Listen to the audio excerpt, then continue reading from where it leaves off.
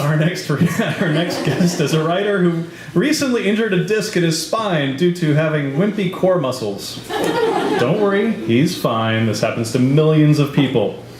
He's exercising on a daily basis now and is feeling much better. He has published several essays and has previously busied himself as a grad student, writing teacher, copywriter, and book critic.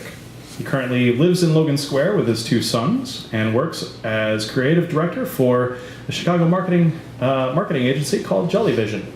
Please welcome back to Tuesday Funk, Tom Haley.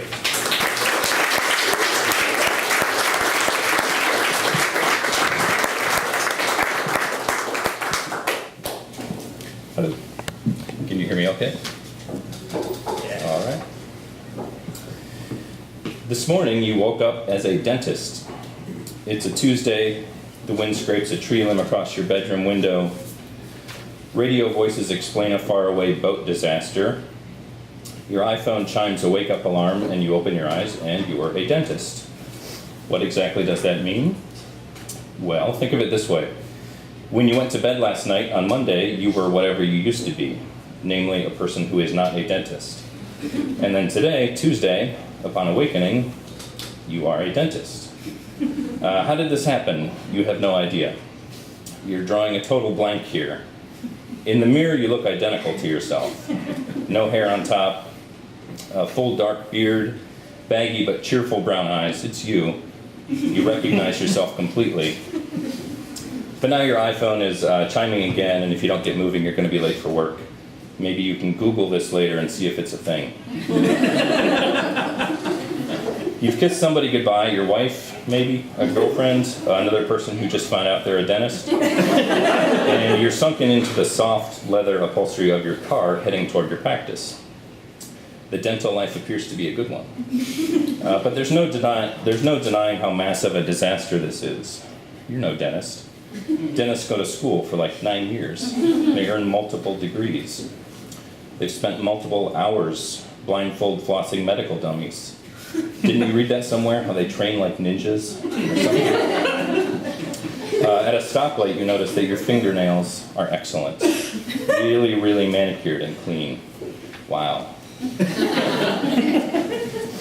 You enter through the waiting room where 3 women and their children sit paging through magazines and watching television. The decor confirms your quick suspicion that you're a children's dentist. The women lift their eyebrows a little when you look at them, and their lips open just a tiny, sexy little bit. Those are the looks you're getting at 7:45 a.m. as a dentist. It's like you're George Clooney, arriving at a place where women have made their George Clooney appointments. Or something, you don't know, dentists aren't good at metaphors. Someone buzzes you through the door that leads from the waiting room to the exam rooms. It's Heidi, your hygienist and receptionist, who gives you not the exact kind of look as the waiting room moms, but similar. Like you're George Clooney, and she's been dating you a while, and so some of the initial stuff is worn off. But still, it's pretty smoky. Heidi asks, "Where did you park?" And you say, "What?" And she says, "Why did you come in the front?" And you say, "What?" And she says, "The wind blew a huge limb down in the back lot, so..." And you say, "Huh?" And then Heidi says, "Your first one is in 2." And you don't know what that means either. Gabriella, age 8, reclines in the chair in exam room 2. You sit on your stool next to her as she digs the heels of her pink Velcro sneakers into the plastic protected leather. You open the folder Heidi gives you, and here's what you can discern from Gabriella's chart. 0. Just nothing. There's some illegible handwriting, mostly numbers, but nothing you can really work with. It's all dentist speak. You need like a red circle around one of the tooth illustrations and a caption like, "Pull this one out." Or notes written in English like, "These teeth are screwed." Or, "All the top ones are about to fall out." Or, "Replace molars with wood." Heidi and Gabriella and her dad are all looking at you. You should say something. "What brings us in today, Gabriella?" you ask. No one says anything. "Okay, let's have a look," you say, and you pull some latex gloves on, which you fear will be a comically difficult ordeal, but the gloves are on in a flash, and you tell Gabriella to open up, and she does. Gabriella's breath is bad news, but it's easy to overlook because, whoa, the view in her mouth is incredible. The lighting from the overhead lamp is nuts. You can see everything. You have never seen a mouth this way, with all the shades of red in the tissue and the layout of everything. It's remarkable. And with your little mirror in there, if you rotate it certain ways, you can see the sides of all the teeth. You are getting some pretty unique perspectives here. It's very cool. A few minutes in, you see a tiny dark speck on the inside of one of Gabriella's molars. Did you just find a cavity? This is crazy. You take your stabbing hook tool thing, which is so precisely balanced and weighty, it may be the finest thing you have ever held in your life, and move it toward the dark speck. The mirror makes it tricky. You have to move counterintuitively. It's ninja stuff. You scrape the hook over the top of the black speck. You feel it catch in the dark crater just a bit, and Gabriella loses it, squeals, her hands shoot up. You jump too and jab the instrument into her tongue a little by mistake. Your heart is about to explode, and you feel tingly sweat and panic in your beard, but your hands remain steady and your voice doesn't shake as you say, "Was that a little sensitive?" Gabriella doesn't say anything. We need to take care of that, you say, but not today. We'll set up another appointment. Here's a recap of the remainder of your morning as a dentist. Victoria, age 7. You do a cleaning, but only on a few of the front teeth. And you say to her mom, "I'm going to go ahead and stop and not clean the backs of her teeth." You keep your voice soft and low and professional. "I have cleaned the part that people see,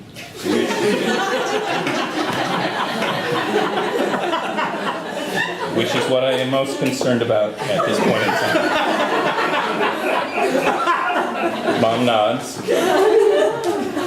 Sigmund, age 5, real shifty. Big eyes darting around behind his glasses, his fingers flying all over the place.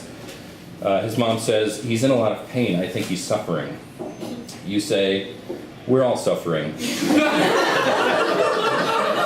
Have you considered he may be overreacting? She admits she hadn't thought of it like that before. You send them out with a new toothbrush. Janice, age 8, says, "Can you, make them whiter?" You nod and say, "No, that's impossible," for your tooth classification.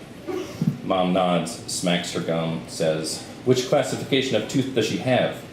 You say, 12. Mom nods, smacks her gum, makes a note. Last one for the morning is Roger, age 8, in exam room 1. Roger's teeth look like half-melted candy corns someone jammed into some 8-year-old's diseased gums. His mom looks at you with concern and regret, wants you to tell her this dental abomination is not her fault. To soothe her, you say, "You are an excellent mother. And listen, baby teeth are weird for sure. Here's something I've always thought about for perspective. Imagine a world just like ours," you tell her, "except when kids are 5 or 6, they lose their eyes instead of their teeth. Just their baby eyes. They get loose, they dangle on the optic nerve for a couple of weeks, and then poof, your kid comes home from school with a gaping empty eye socket, a big, perfect smile, and an envelope the school nurse gave him to keep his baby eye in." When you think about it, that's not much stranger than baby teeth, right? You hear sobbing and you look up and see that Roger's mom is not loving your story. "You are an excellent mother," you say, and send them away. During your lunch break, you eat an apple and read up on functional jaw orthopedics. You're in the back room, your feet up on the desk. Outside, a tree has fallen across the street adjacent to the rear parking lot, and a car idles behind it, the driver blowing the horn. "Why is this still a thing?" you ask Heidi. "What?" she says. She's shuffling some charts around on a countertop near a sink. You say, 25% of dentists in the US still perform serial sequential extractions for orthodontics. When you have all this research and common sense pointing to functional jaw orthopedics as the better option, better in every way. Heidi says, "Oh." But now you're really fired up and you go on. "If you start early, and I mean 3 years old in some cases, you're going to save the patient time and money, but more importantly, you don't sacrifice tooth space, you don't reduce airway space, and you preserve the dang dental arches instead of encouraging them to freaking collapse prematurely." Heidi shakes her head, pats your shoulder. She asks you, do you need any coffee before the next patient? It's funny how fast you can get used to something, like new shoes or a horrible smell, or being a dentist. It's nearing the end of your day now, and you've performed 8 more exams during the afternoon. From Harold, age 9, you extracted a lateral incisor, no complications, he didn't even cry. From Marion, age 11, who has a severe malocclusion, you extracted a lateral incisor and a cuspid. Carol, age 7, you diagnosed with environmental enamel hypoplasia, took a set of x-rays, and had Heidi schedule a follow-up so you can get some veneers on her. And now Gerard's here, today's final patient, age 6. You clap your hands together, which is something you do when you're feeling good, and you offer him a high five. You say, Gerard, my man, hop up here, crank your pie hole open. Let's have a look around. Gerard nods. You say, you here by yourself, boss? My mom dropped me off, he says. You pull gloves on, adjust the light, lean the chair back to where you like it. Excellent teeth, the finest you've seen all day. Gerard's really staring at you, though, and his eyes look like something's wrong. You pull your hands and tools out of his mouth and say, you okay, Chief? Gerard says, are you sure you're a dentist? You feel that tingly beard sweat forming again as you lean Gerard's chair back more, but he sits up straighter, away from the chair. You say, funny guy, let's lean back and clean your teeth up, okay, buddy? Gerard's sitting more upright now. I'm just joking, he says. I like to make jokes. You're totally a dentist. I've been coming here since I was 2, which is why I have such rad teeth. You nod, try gently pushing Gerard back into the seat. Can I see your teeth? He asks. You think about it. Gerard looks so excited. It doesn't seem like the best idea, but you have no more appointments, and so you say, all right. You pull the lever on your stool and drop it as far as it goes, so you're looking up at Gerard, who's kneeling on the big chair, and he grabs the light and moves it toward you. That light always reminds you of an alien abduction. It's mesmerizing. You hear Gerard's hand fumbling on the tray. Heidi's in the corner of the room, sliding a paper into a folder. She says, yes, doctor. And Gerard says something else to her, and he's still talking, but you're not really listening. You're just staring into that light, and you're thinking about your car and your fingernails, that lady you kissed this morning, all those children you helped, the moms you put at ease, how you aced it today, and how in many ways you're like a metaphor for all that's great about America in these unsure times. Gerard's little hand is on your shoulder now. You're a brave little dude, he tells you. I want you to open a little wider for me, he says, and you do. Thanks.